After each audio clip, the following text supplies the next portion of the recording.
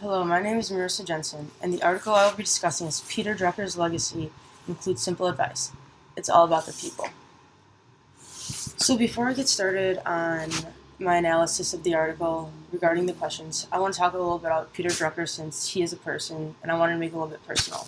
So Peter Drucker was arguably the most influential management thinker of the past century. He set limits of large industrial organizations, wrote 39 books about management, contributed greatly to the role of CEOs, and was a visionary. His personal life. He died at 95 in 2005, so he had a very long-lived life.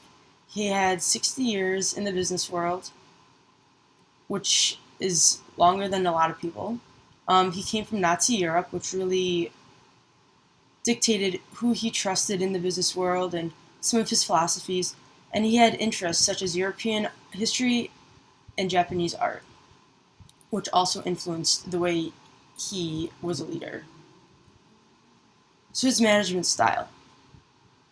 His management style was to make a clear purpose with specific measurable goals for everyone, personal and organizational.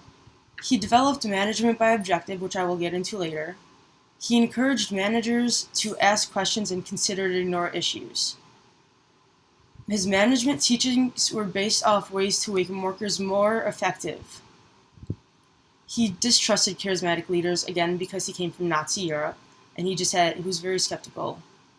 He never answered questions, instead he asked them. One quote I got from reading the article was, instead of asking what he is selling and answering what he is selling and trying to sell the product, he was asking what does the customer want to buy and made it more personal to what he was trying to do. He really believed that profit is a requirement for a company, not a goal. Profitability is not a purpose, rather a limiting factor for businesses.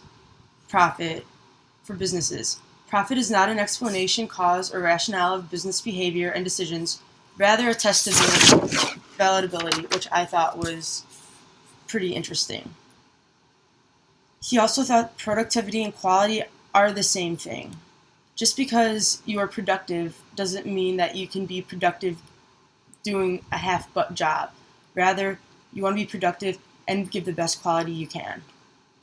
Promotions shouldn't be based off someone's potential, rather based only on their performance and what they have shown the company they can do. Managers should make a decision no later than you need it, but as late as possible so you have more information.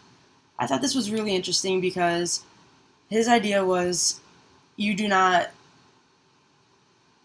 rush on a decision. Really think about it. Think about all the effects it has on the people and just the organization as a whole. And the last thing, which is going to tie into the theme, is management is about human beings.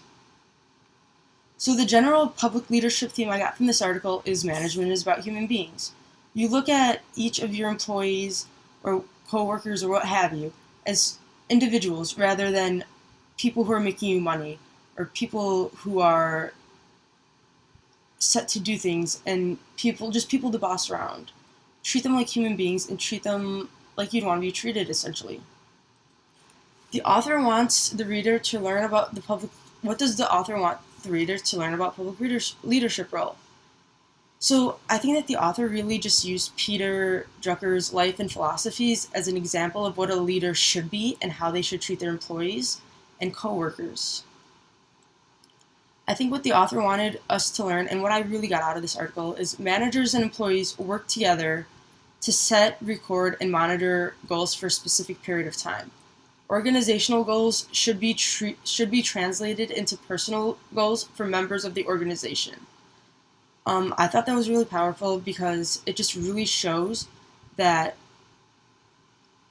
you want to make personal goals of your employees the same as organizational goals so that they're more motivated to do what will profit the business and what will make the business better.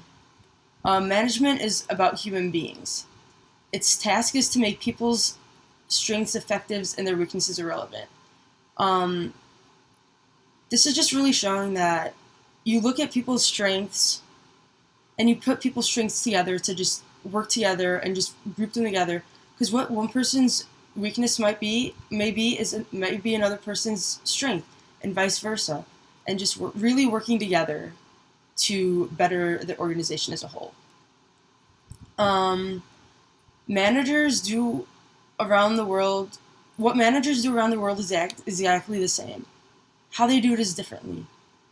People in Europe and in Africa and in all the other countries, all the other leaders, what they do is exactly the same. Their goal is to make their organization the most efficient. But how they do it is very different based upon cultural differences.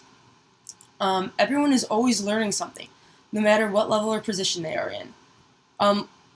Even the managers have so much to learn. Just learning is a never-ending experience and should always be sought. What I said earlier, profitability is not the purpose, rather the test of their validity. So, profit is not the goal of a company.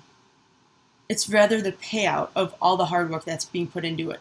And he really talks about profitability in terms of the workers, how hard the workers are doing, and just seeing what they're doing, making a difference, making the organization better, and just really making them see that, as well as managers and leaders.